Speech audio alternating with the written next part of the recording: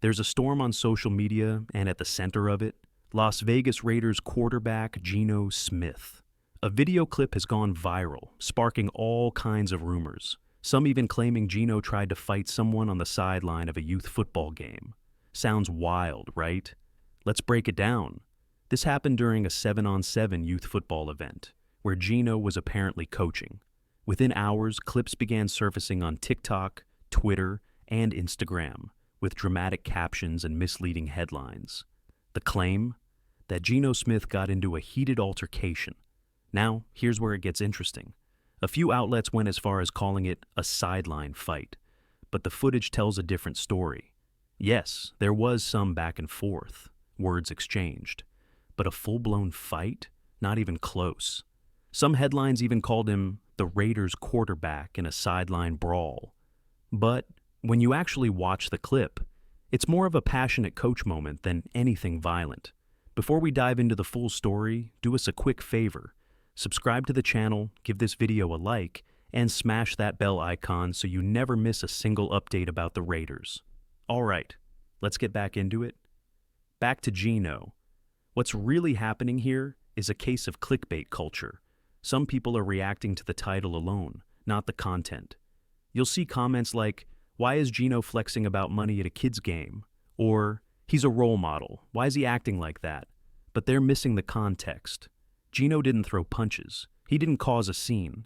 He spoke passionately, sure, but the media spun it into something it wasn't. Classic case of headlines running faster than the truth. Some people online are asking, what's wrong with Geno Smith?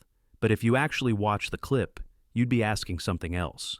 What's wrong with the way we consume headlines?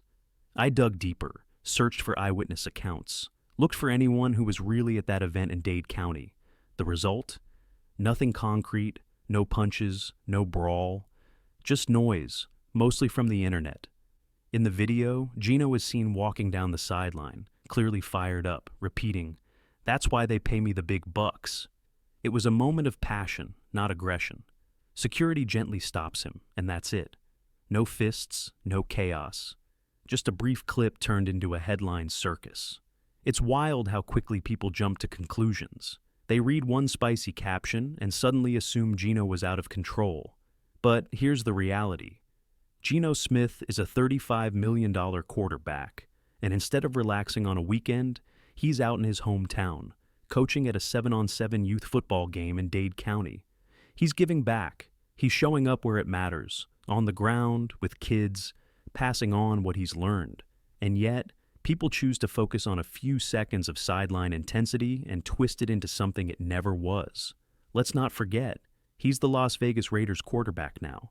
And whether it's on the field or on the sidelines of youth ball, he brings that competitive fire with him. That's leadership, not controversy. If anything, what we saw in that viral video wasn't a scandal. It was a snapshot of leadership. Geno Smith wasn't out there for the cameras. He was in Dade County, coaching kids, giving back to the same community that raised him. That speaks louder than any headline. This is a quarterback who grinds. Recently, he's even been spotted training with top-tier college athletes, including Alabama wide receivers. That's not part of his contract. That's not mandatory. That's just who Geno is, a competitor who's always working, always giving. Those who followed his time with the Seahawks already know. Pete Carroll often praised Geno's relentless effort and intensity. And that same fire? It was visible on the sidelines during that youth game. A little bit of trash talk maybe, some prideful words, but absolutely nothing out of bounds.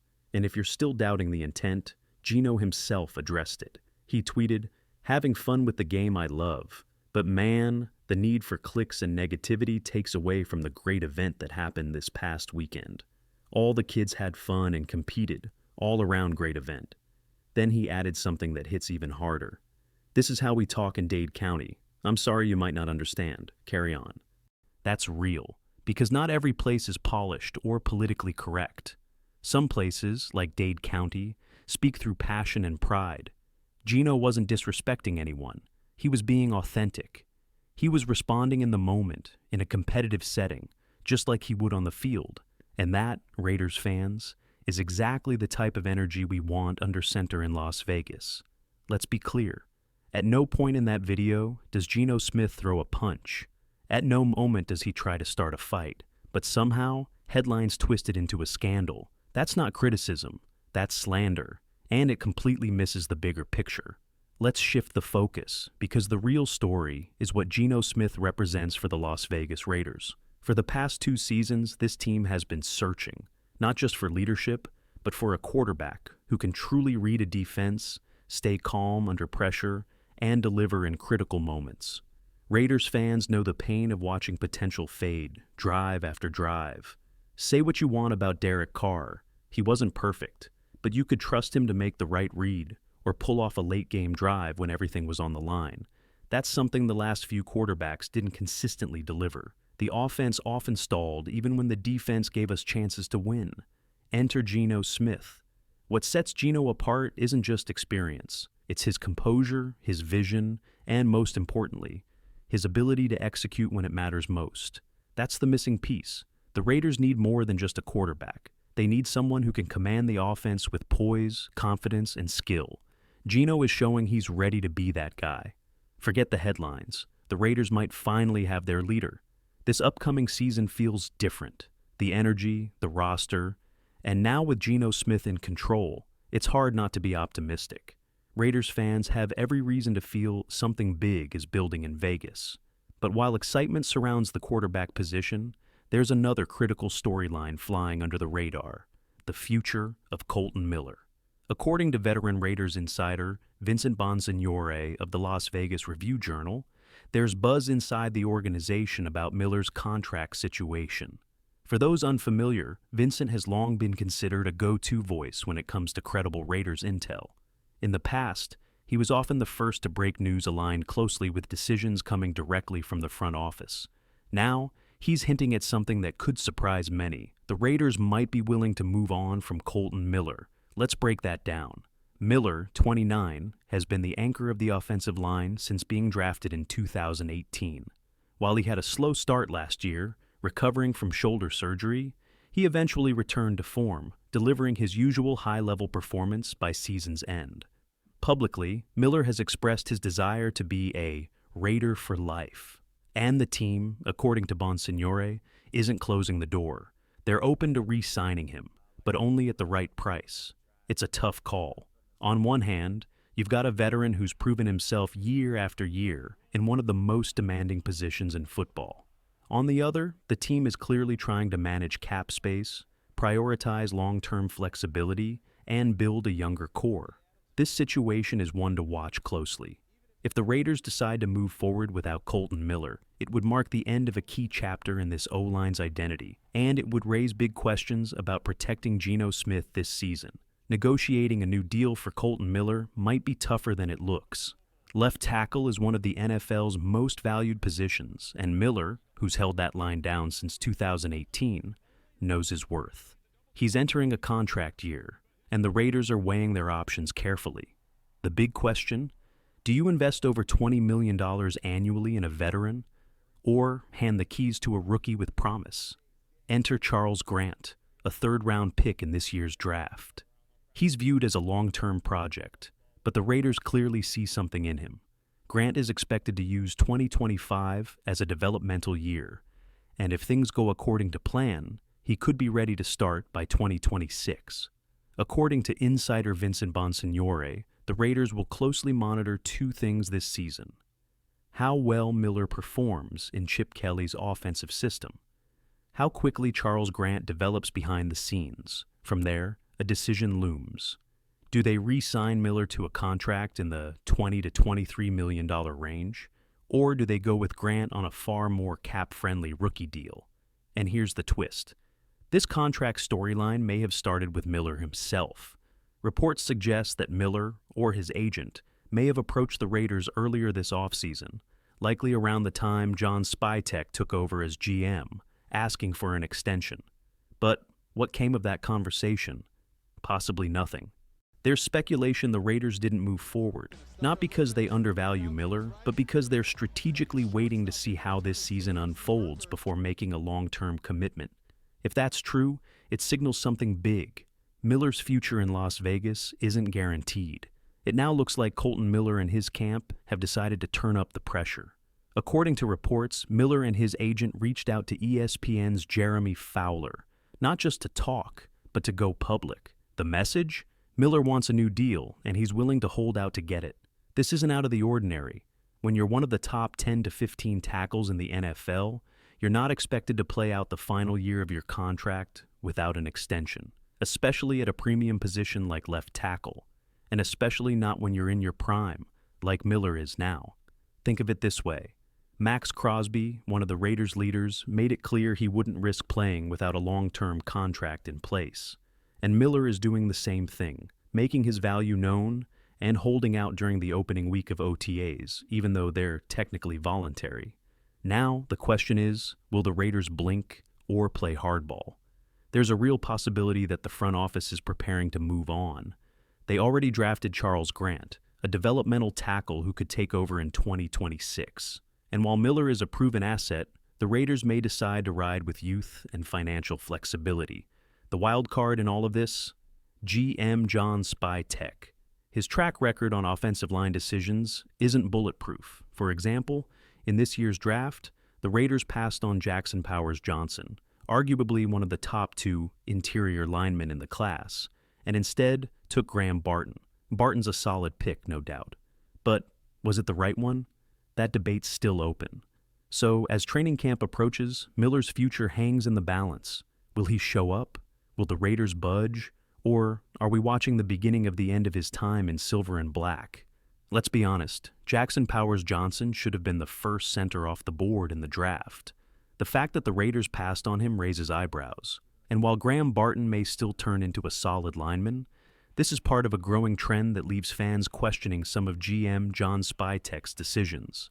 That brings us back to the real issue: Kolton Miller's contract. Insider reports suggest the Raiders are considering a deal in the $20 to $23 million per year range. If that's true, and Miller is open to it, most would agree it's a fair price. A left tackle of his caliber, entering his prime, with years of high-level play ahead, locking him in at that number would be a win for the franchise. In fact, if Miller were ready to sign for $20 million today, it'd be smart business to get it done. No hesitation. Even $23 million feels acceptable when you look at market value and what he brings to the offensive line. Because, let's not forget, tackles age well. It's one of the rare NFL positions where players can continue to improve well into their 30s. Kolton Miller could still be dominant at 32, 34, even 35 years old. That longevity makes a 2-year extension on top of this season a smart move. But here's where it gets tricky. There's talk that Miller might be eyeing a bigger number, $26 to $27 million annually. And at that point, the decision shifts. Paying near top of market money is a massive commitment. If that's the asking price, the Raiders may have to draw the line and seriously start preparing Charles Grant to take over as the long-term solution. It's a tough call between experience at a premium or future potential at a discount. But one thing's certain, the decision on Kolton Miller will shape the identity of this offensive line for years to come. There's a scenario that the Raiders must prepare for. What if Kolton Miller doesn't show up for training camp? Now, it's unlikely. But if Miller decides to sit out, and the Raiders are comfortable handing the job to rookie Charles Grant, then there's only one smart move left on the table: trade him. Kolton Miller isn't just any tackle. He's a high-value, top-tier left tackle in his prime. That kind of talent doesn't hit the market often, and if the Raiders know they're not going to extend him, they need to capitalize now while his value is high. Teams across the league would line up for a shot at him. The Buffalo Bills, for example, may be a long shot due to being in the same conference, but they'll soon need a long-term replacement for Dion Dawkins. The Miami Dolphins are another team to watch. Their offensive line future is uncertain, and Miller could become a core piece. These are just two possibilities, but make no mistake, Kolton Miller could command a first-round pick, maybe more, especially from playoff contending teams drafting late in round 1, where talent like his is rarely available. What the Raiders can't afford to do is let this season drag on without clarity. If Miller plays under the current contract and feels undervalued, he could walk in free agency, and the team would get nothing in return. Worse, he He could choose a lesser offer just to walk away from a front office that didn't believe in locking him in when it mattered most. This is more than a contract. It's about direction. Either commit to Kolton Miller or move on before it's too late. Let's be clear. If the Raiders move on from Kolton Miller, they better be absolutely certain about his replacement, and right now, that certainty doesn't exist. DJ Glaze, a promising young lineman, may not be ready to step into a starting role. If he struggles and Charles Grant isn't ready by 2026, suddenly you're trying to replace both tackle spots, which rank just behind quarterback in importance for any NFL offense. That's not a gamble. That's a crisis waiting to happen, which is why the Raiders can't afford to play this slow. They need to lock in Kolton Miller, not just because of who he is today, but because of what could go wrong if they don't. And if you need an example of how much smart roster management matters, look at what just happened elsewhere in the league. In a major shakeup, the Pittsburgh Steelers pulled off a blockbuster. They acquired Jalen Ramsey and Geno Smith from the Dolphins, sending back Minkah Fitzpatrick and a fifth-round pick. Both teams gained something, but here's what makes the difference. Pittsburgh knows how to draft, develop, and make big decisions with confidence.